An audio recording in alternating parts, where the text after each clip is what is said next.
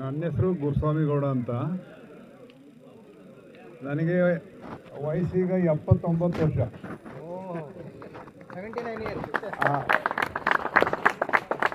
ಅಯ್ಯೋ, ಬರೀ 70 ಚಪ್ಪಾಳೆ ಹೊಡೆತ ಸ್ಥಿತಿಗೆ ಬಂದಿದ್ದೀವಿ ನಾನು ಈ ಕೃಷಿ ಶುರು ಮಾಡಿ ಪಾಳೆಕರ್ ಪದ್ಧತಿ ಶುರು ಮಾಡಿ 2006ರಲ್ಲಿ ಇಲ್ಲಿಗೆ 20 ವರ್ಷ ಬರಾಬರಿ.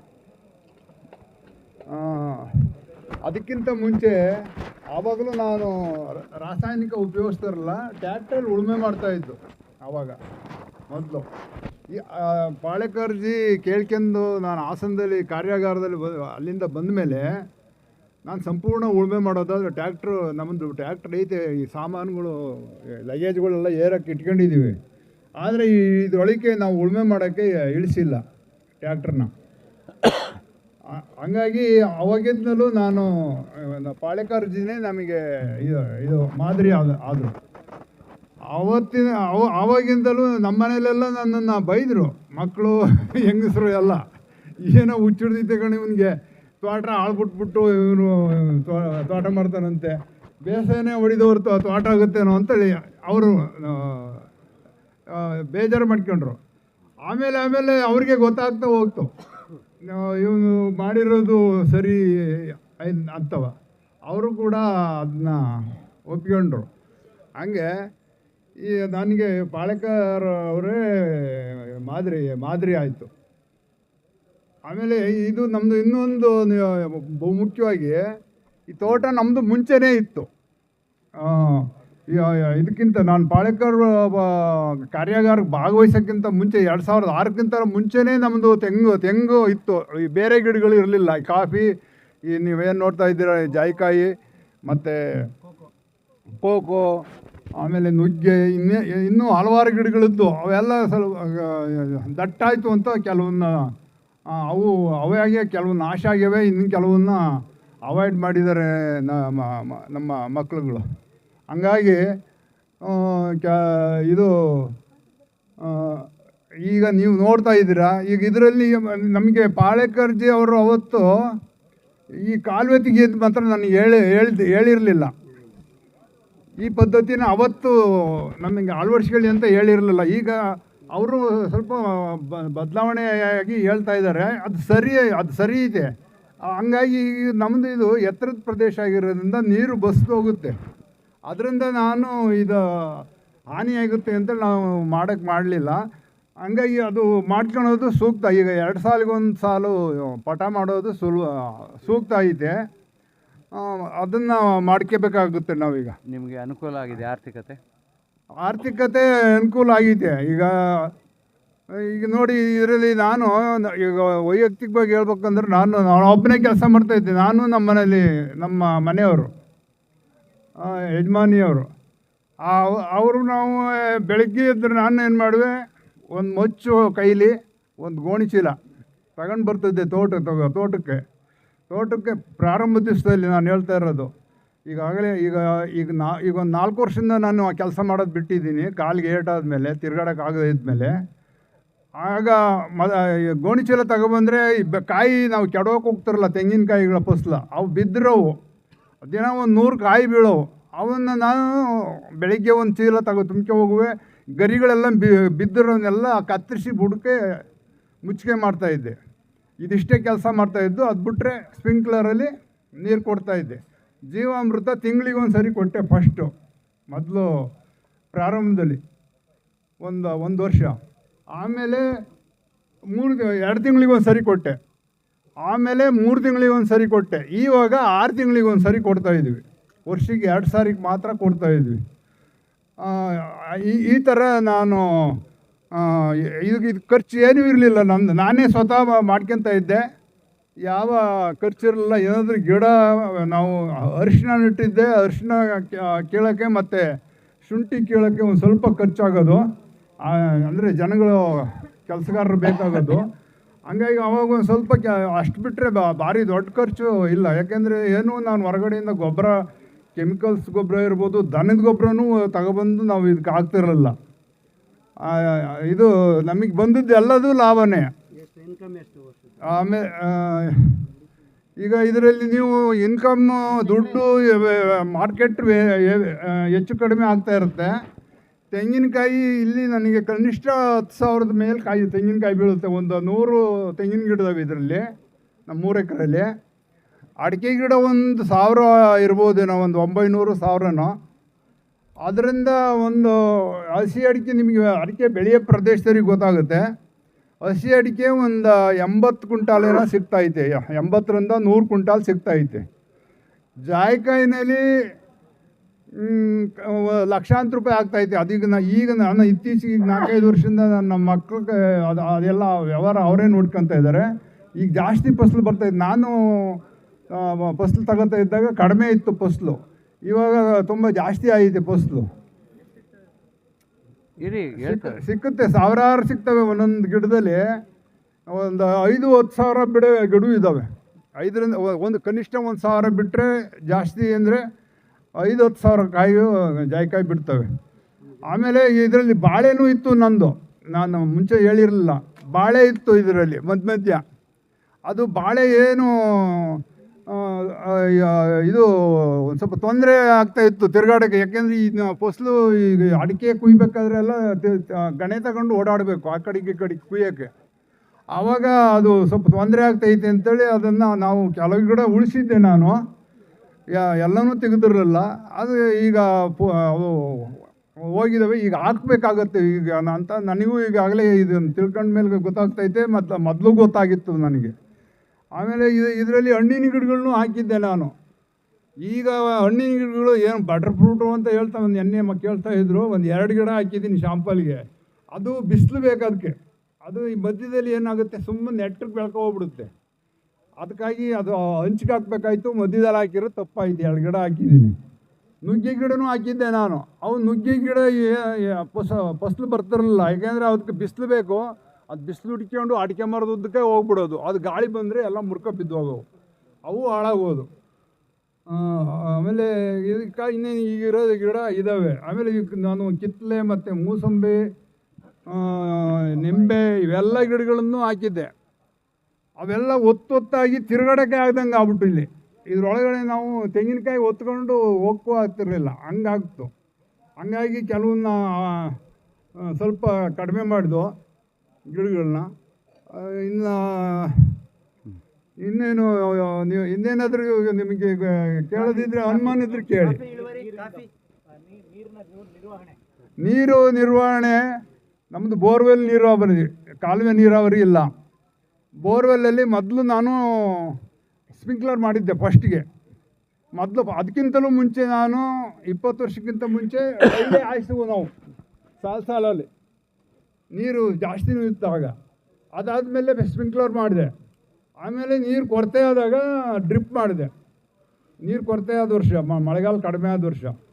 ಈಗ 2 ವರ್ಷದಿಂದ ನೀರು ಜಾಸ್ತಿ ಆಗಿ, ಮಳೆಗಾಲ ಜಾಸ್ತಿ ಆಗಿ ನೀರಿಗೆ ಜಾಸ್ತಿ ಐತೆ. ಈಗ ಮತ್ತೆ ಸ್ಪ್ರಿಂಕ್ಲರ್ನೇ ಅಡ್ಜಸ್ಟ್ ಮಾಡಿದ್ವಿ ನೀರಾವರಿಗೆ. ಈ ಥರ ನೀರಾವರಿ ಪದ್ಧತಿ. ಲೀಟ್ರ್ ನಾವು ಲೆಕ್ಕ ಮಾಡಲ್ಲ ಮರ. ಲೀಟ್ರೆಲ್ಲ ನಾವು ಅಳತೆ ಮಾಡಿಲ್ಲ.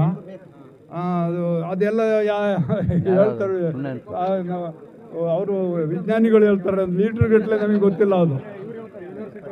ಅದು ಯೂನಿವರ್ಸಿಟಿಯವರು ವಿಜ್ಞಾನಿಗಳು ಅಂತಾರಲ್ಲ, ಅವ್ರು ಹೇಳ್ತಾರೆ. ನಾವು ನೀರು ಅದಕ್ಕೆ ಹ್ಯೂಮಸ್ ತಯಾರಾಗುವಷ್ಟು ನೀರು ಬೇಕಾಗುತ್ತೆ ಅಷ್ಟೇ, ಬಿಟ್ಟರೆ ಹೆಚ್ಚು ನೀರೇನು ಬೇಕಾಗಲ್ಲ. ಏನು ಒಂದು ವಾರಕ್ಕೊಂದು ಸಾರಿ, ವಾರ 15 ದಿವಸ ತೇವಾಂಶ ನೋಡ್ಕೊಂಡು ಕೊಡೋದು. 6 ತಿಂಗಳು ಜೀವಾಮೃತ. ಇವಾಗ 6 ತಿಂಗಳು. ಫಸ್ಟ್ ಮೊದಲು ಸ್ಟಾರ್ಟಿಂಗು 1 ತಿಂಗಳು, 2 ತಿಂಗಳು, 3 ತಿಂಗಳು, ಆಮೇಲೆ 6 ತಿಂಗಳು. ಅದೆಲ್ಲ ಪ್ರಶ್ನೆ ಆಮೇಲಪ್ಪ, ಅದು ಬೇಸಿಕ್ ಕ್ವಶನ್. ವಾರ್ಷಿಕ ಆದಾಯ ನಮ್ಮ ತೋಟದಲ್ಲಿ ಕನಿಷ್ಠ 8ರಿಂದ 10 ಲಕ್ಷ ರೂಪಾಯಿ ಸಿಗುತ್ತೆ 3 ಎಕರೆಗೆ, ಯಾವುದೇ ಖರ್ಚು ಇಲ್ಲದೆ.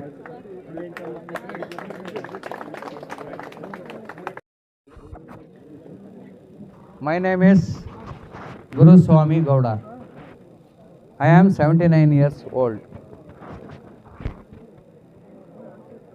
This, from my birth, I am an agriculturist and I have been born in an agriculture family. And this, in this farm, if you see, the coconuts were here before I would come in contact with Guru Subhash Palekarji in the year 2006 when I attended the workshop at Assam. The moment I came from there, I was convinced with the technology and immediately I started adopting SPK. I had a confusion, or those days the trenches were not told. That's why you see I have not made any trenches in my early days. Now after attending this workshop for the full 4 days, I am convinced now I will be creating these trenches. Earlier, expenditure was huge and the income was less as usual. And in the farm where we are having 100 coconut trees, I am reaping around 10 to 12,000 coconuts per year. 10 to 12 coconuts when you are going for copra at the rate of 70 rupees, you can just imagine what is the income. The farmers have got this problem. They do not keep the account. Because I get my salary 1 lakh, I get my salary 2 lakhs, I get my salary 10,000, it's easy to say 10 into 12. But when you get regular income through this nutmeg, you can see the numbers. More than 2 to 3,000, 5,000, or more than 1,000. So 1,000 into 5 rupees is 5,000. Into how many plants? Simple, you can take it over. And in Arcanet, what is the amount we are getting? If you go, as per my estimate here, I am not Guru Swami speaking now, Prasanna Murthy is speaking now, it should be more than 16 to 18 lakhs. Okay, anyway. So, friends, we had lot of intercrops here, other than what you are seeing. I had banana, I had lemon, I had orange, and other species. Due to overgrowth and the overcrowding, as we saw what happens to the weed, the same thing happened, and lot of species, due to lack of total energy, they have declined. And in the banana, ratoons were so huge, they become too vast for us to walk around, wherein I had to remove bananas and very few are remaining. Coffee, yes. Cocoa, yes. Earlier I was growing ginger and turmeric. I had no expenditure when I started this one. When I started this one, everyone started calling me a lunatic.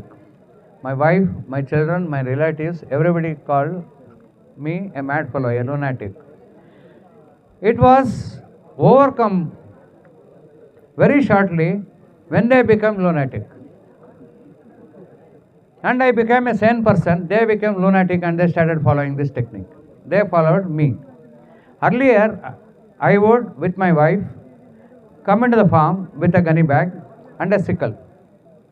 So coming here, because we do not harvest the coconut green, after falling down, we take it up and put it for copra. So we wait for it to just fall down, and every day I would get 100 coconuts. I would just put it in a bag and take it to my house, which is neighboring.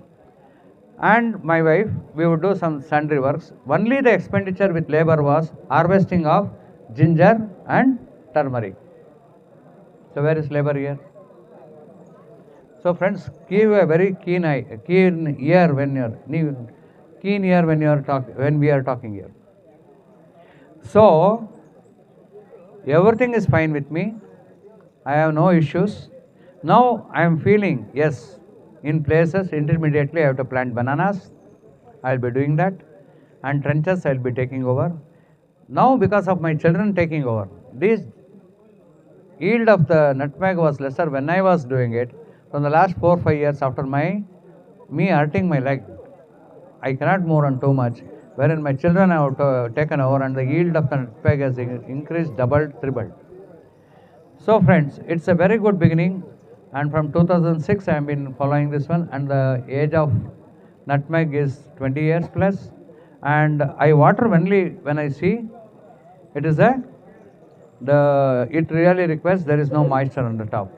And humus, Jeevan Dravya,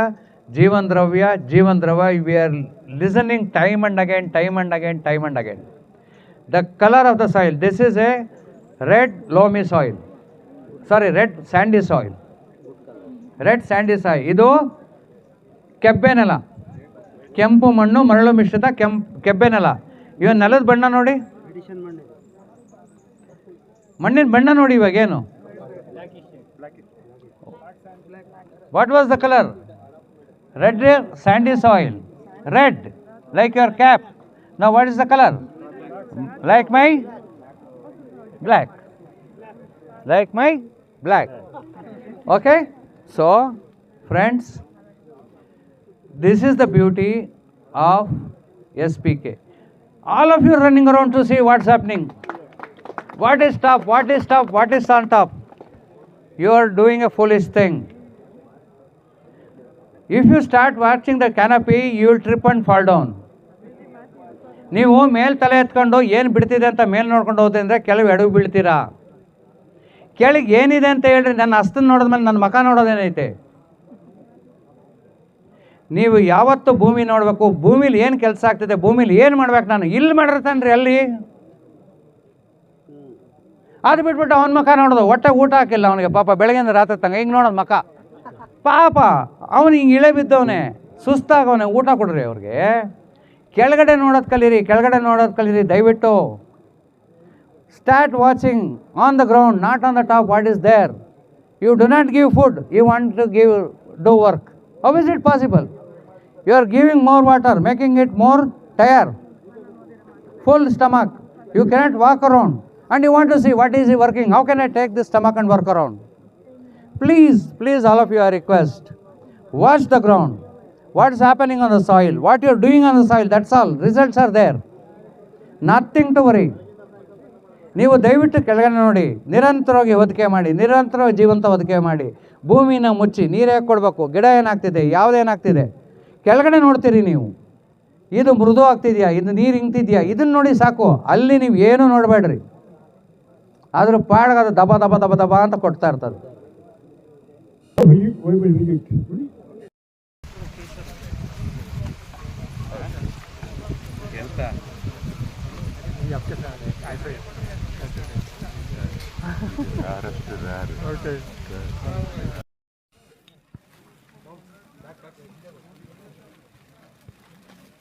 अपने बस में बैठे, अपने गाड़ी में बैठे.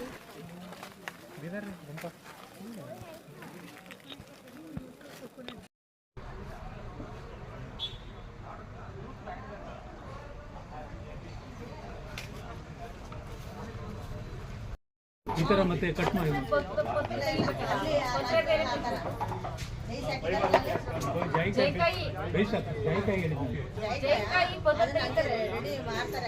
ಇಷ್ಟು ಕೆಲಸ ಏನಿಲ್ಲ, ಅಡಿಕೆ ಯಾವುದು ಮಂಗಳ ಅಂತ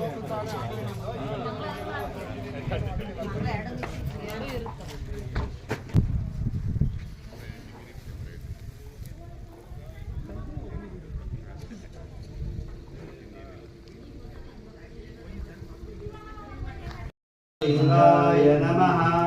ओम श्री गुरु बसवलिंगाय नमः. ओम श्री गुरु बसवलिंगाय नमः. अजी है ನೀವು ಕೊಡಿ, ಇಬ್ರು ಸೇರಿ ಕೊಡಿ, ಇಬ್ರು ಸೇರಿ.